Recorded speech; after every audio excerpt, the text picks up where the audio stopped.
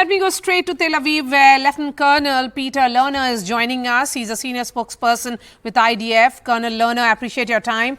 What is the future of this ceasefire? Thank you. As you rightly pointed out, there are three goals to our war: to eliminate Hamas, to bring home all the hostages, and make sure that the Gaza Strip cannot be used as a staging ground for terrorism against Israel. So from our perspective, once we achieve these three goals, we will be able to continue. The reality of the ground currently is that we are in the midst of an effort to bring back as many hostages as possible. This is taking place through negotiations beyond the military, and the military in the meantime is taking the necessary steps in order to be prepared for any eventuality. We are currently taking the necessary steps to enable and to facilitate the evacuation of the hostages to safety as this day develops.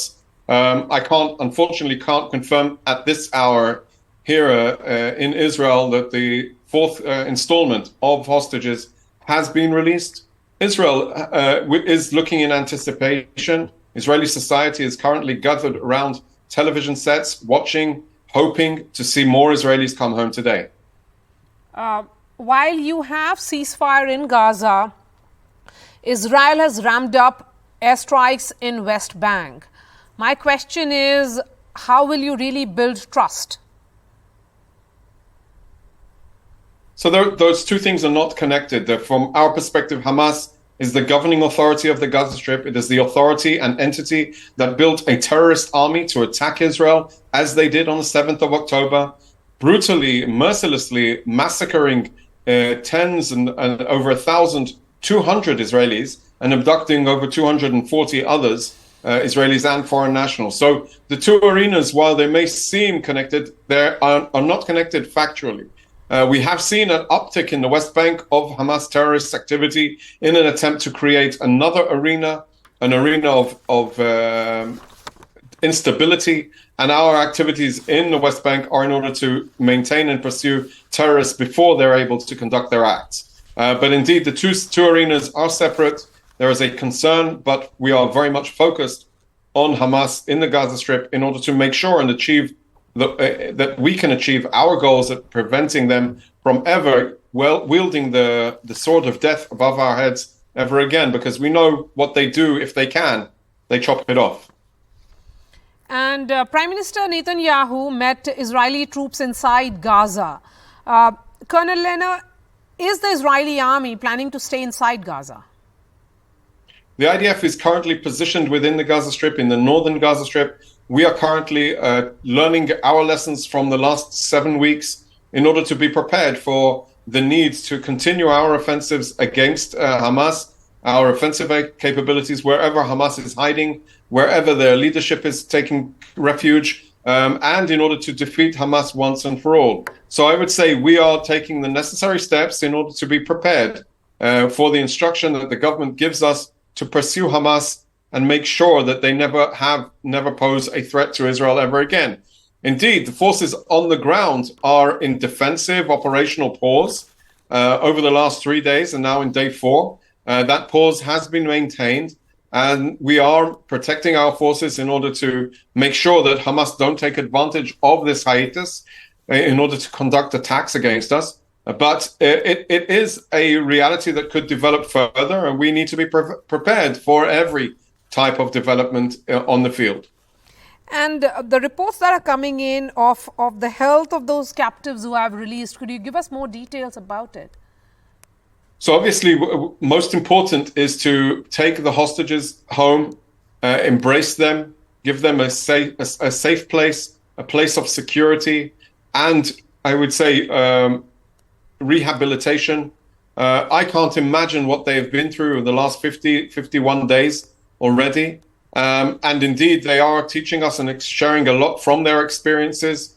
And it was very clear, almost from day one, that Hamas had taken them into their network of tunnels, had utilized the hospitals to take them through to the tunnels. And indeed, we are learning a lot from them. I think it's important not to elaborate too much on this. We are obviously still in a state of war with Hamas. We intend on defeating them and dismantling them as a terrorist organization, as a terrorist entity, as a terrorist government in the Gaza Strip. Yes, and because of all the Palestinian prisoners released, there were 76 in fact who were in administrative detention, meaning they did not know the charges against them and were not involved in a legal process of charging or trial. Could you give us more details of these Palestinian prisoners who have been sent back as part of this entire exchange? The vast majority of the Palestinian prisoners that have been released over the last 3 days are convicted felons, people that have tried, in some cases succeeded in attacking Israelis, whether stabbing attacks or explosive devices. This is the vast majority of those. And indeed, there is an ongoing war effort against Hamas. And when Hamas are calling for the release of prisoners, it is a component of the status of the framework that has been designated to the IDF in this reality. So I can't comment specifically, but it's important to remember those that are being released, those Palestinians that are being released to Hamas. There are people that wished on, acted on, and tried to conduct acts of terrorism against Israel, or were planning to do so. So from our perspective, there's a very clear distinction between 10-month-old baby Kfir Bibas, who is still being held today in the hands and clutches of Hamas, and all of those that were in Israeli detention, those that were convicted for the crimes that they conducted, or those that intended on conducting crimes and therefore were detained in various other activities. So we need to be very clear in this message. There is no equivalence except that we can accept. There is no equivalence between the Israeli hostages held unlawfully against their will, snatched from their beds, to those that have conducted or planned to conduct ruthless terrorist attacks against Israelis. Colonel, Lerner, we haven't really heard from many of the hostages who have been released. What have they told you and their family members about those 51 days? So, we have to respect their privacy. We have to respect their understanding of the situation. We have to respect that they have been a tool in the hand of Hamas for so many days. I think we need to respect that. I think that is what we need to understand, that they do not necessarily want to be in the eye of the public at this time. And they are in a state of recuperating from the unbearable reality of being held by Hamas. We are learning from them. We are listening to what they're saying, but we are mostly protecting them from the clutches of the experience of being held by Hamas.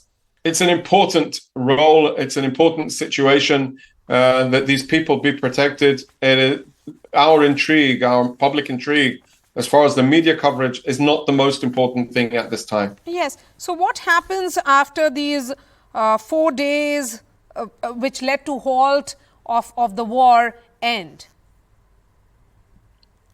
So there are two options. Basically, the government has set out a framework for 10 hostages per day for extended hold of fire, which is one option. And the other option is we will continue to pursue Hamas, seek them out, destroy and dismantle them as a terrorist organization, as a governing authority in the Gaza Strip. So these are currently the two options that are at hand. IDF obviously will maintain its holding positions until the government decides and instructs us accordingly. All right. Thank you so much for your time.